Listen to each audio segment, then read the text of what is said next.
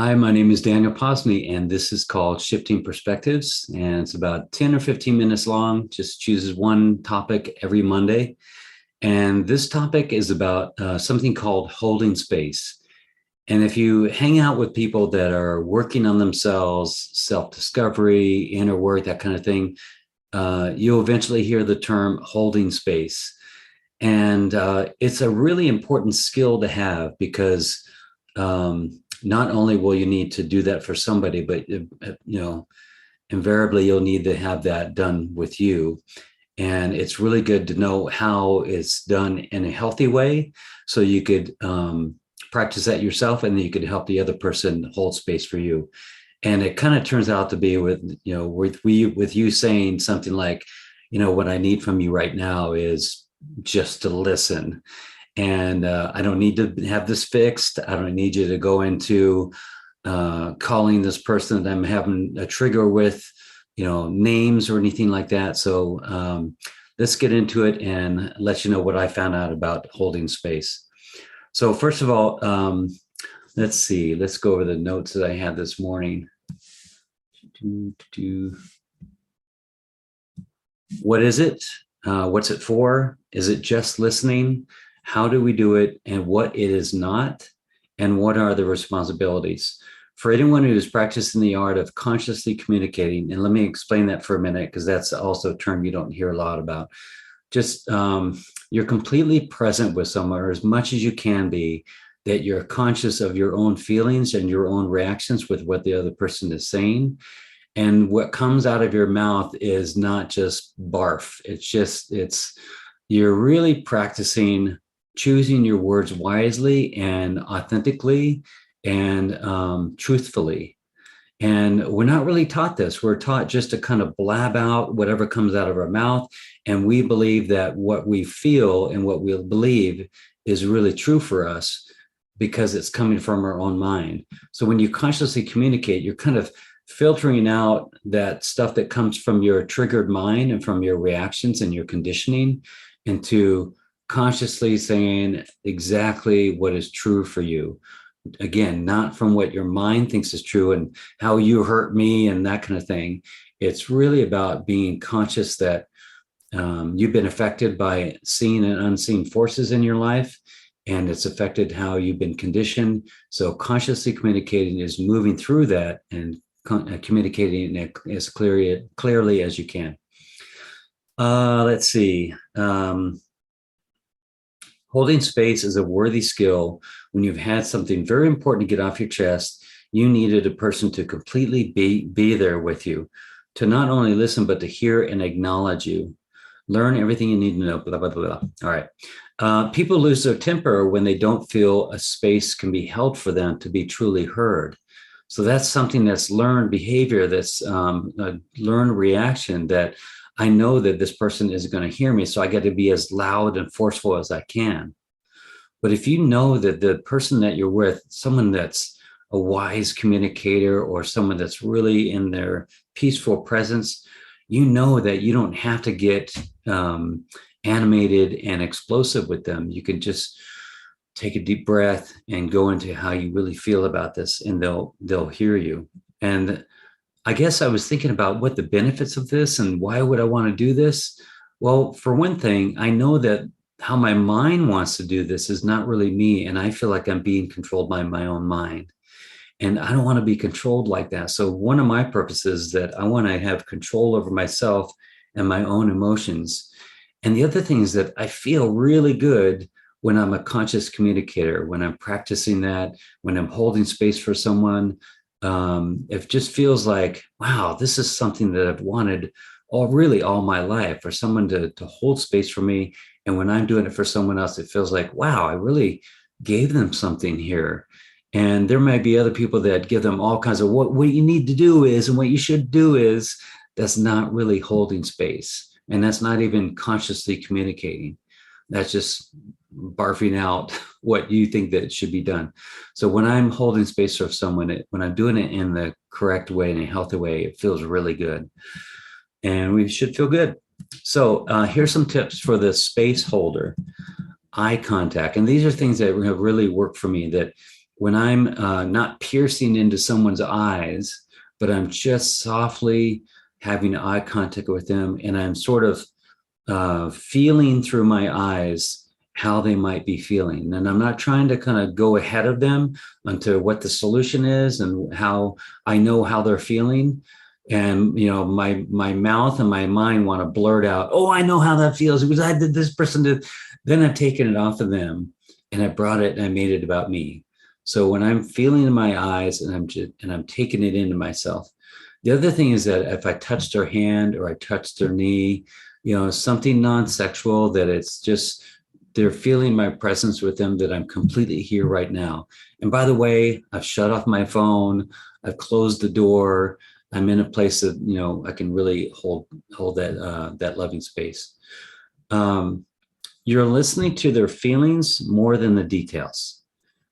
And the person wants to go into the details. And sometimes when I'm in session with someone, I let them go into the details just enough so that we can get into the feelings of it. But if they keep on going into more details in the mind, I'll gently say, "I'd really like to know how you feel about this, because I really want to hold space for you about how you feel." And usually they're like, "Oh yeah, yeah." I just completely went off.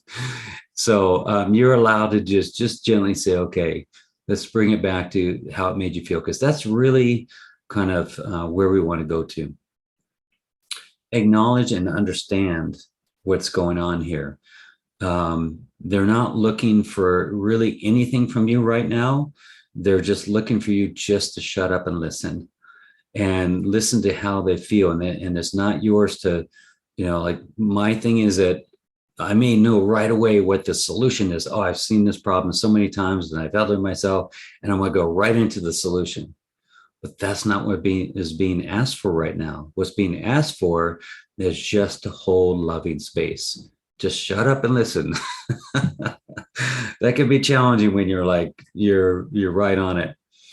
The other thing is to feel within yourself, because there's a question that happens a lot that is what is happening right here about them, or is it for me to feel within myself what they're feeling?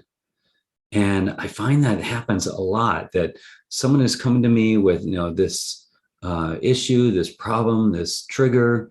And what I'm about ready to tell them is what I actually need to hear mostly in my own ears and in my body. So check in with that, there's something that's probably in it for you. And don't discount it right away by saying, "Oh no, this is totally not me. This is all about them." It's always some little something for us to get. So feel within yourself how they're feeling. The one thing that might be needing to be felt is, even though that you may not resonate or understand the details of their thing, maybe they're going through some kind of addiction and you never had addictions, but you can guarantee that you can get into the feeling of it. If you put that and fill in the blank, they're feeling this way. Have I ever felt that way myself? Now you can really get a connection with them, still being quiet, but feeling into yourself. And now you've got a heart connection. And that's the one thing that I really learned from horse therapy with Michelle Peterson, is the only way that I could really communicate with the horse is not through my mind. I couldn't really talk to the horse. I couldn't even use telepathy to talk to the horse. I needed to connect with my heart, with that horse's heart. And it wasn't until I completely let go, completely got into my heart, that that horse connected with me and I could have that horse do anything in the corral. And I really feel like that's how we work too, when we really connect that way. So if we can start to feel and empathize with this person and have compassion with them because we feel it in our own heart. And you'll know when you start tearing up and you start taking a breath, that's when you really feel like you're connecting. And that person can feel that. They can feel that connection. So this is not your time for what about me? Like, if you're a partner and the person's sharing with you, this is not your time to say, "Well, yeah, but you've got this, but what about me? And I know that you're feeling this way, but you're the one who started it." That kind of little thing. This is like, it's a really great challenge for you to look for the little signs that your mind is trying to hijack the situation. And you know it's trying to hijack the situation when it gives you a thought.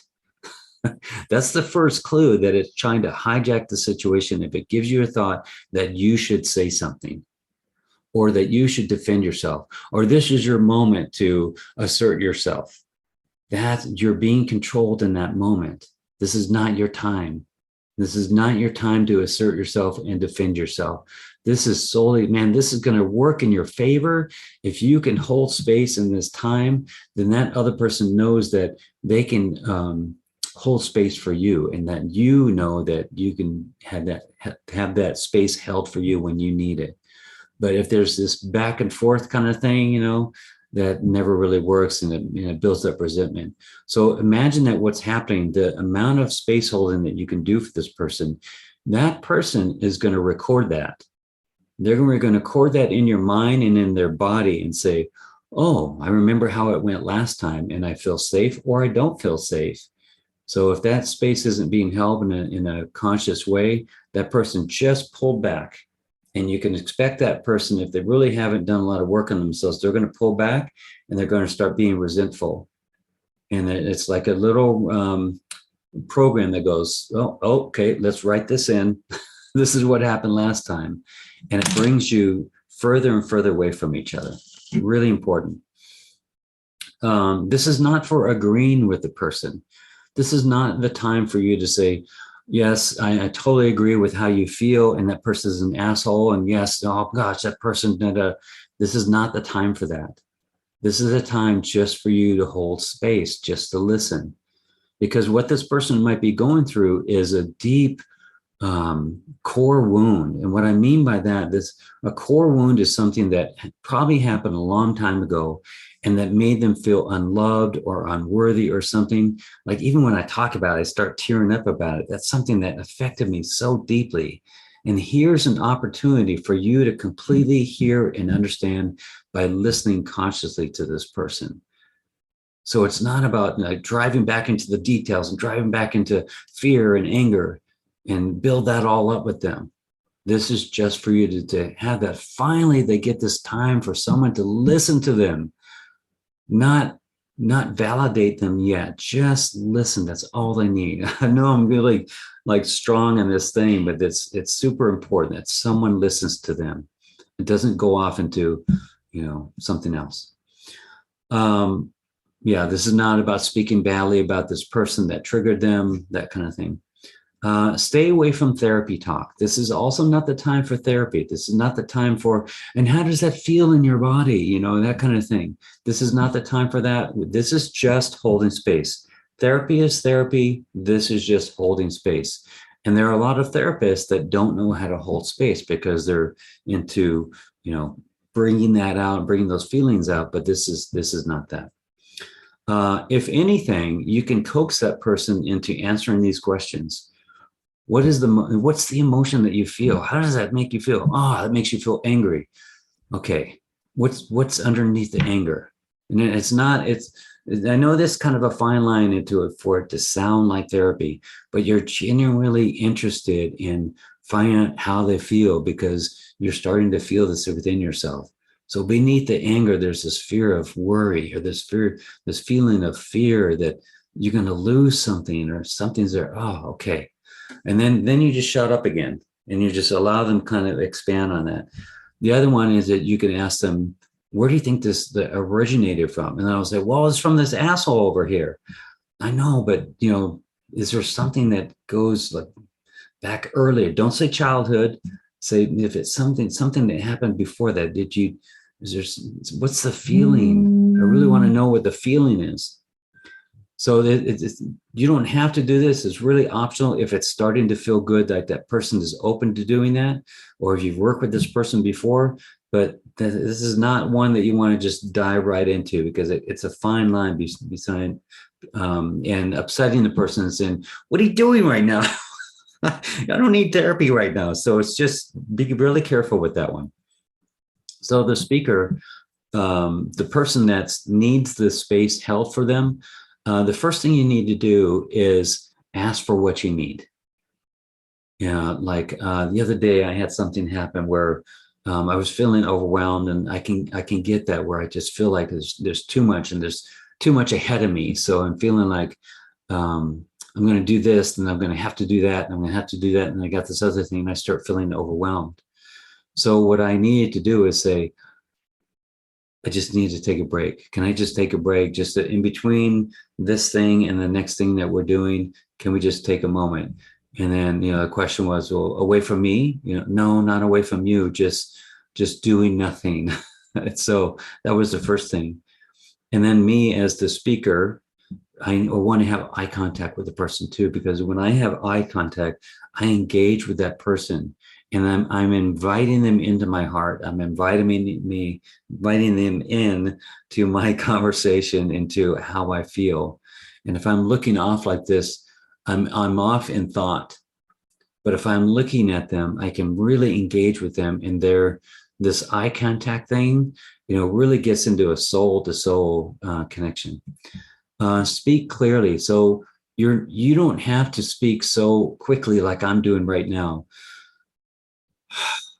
You can take a breath, and you can say, I just need a moment. Drop your shoulders. Just let the feeling wash over you. And that's when you really get to some good stuff, is when you just take a break and you feel into it. Give yourself a moment. It doesn't have to be you spitting out everything as quickly and profoundly as you can. Stay with the feelings as much as you can. The mind is gonna get lost into the details of things, but then always bring, and how that made me feel was, and then you express your feeling. Remember that this is your trigger, so remove the blame about anyone else. And it may be like, if it's the trigger with the person that's holding space with you, they may feel like it's being the blame is being pointed to them. Make sure that you take the blame away from them right away and sincerely. This is not about you. I'm owning this trigger right here.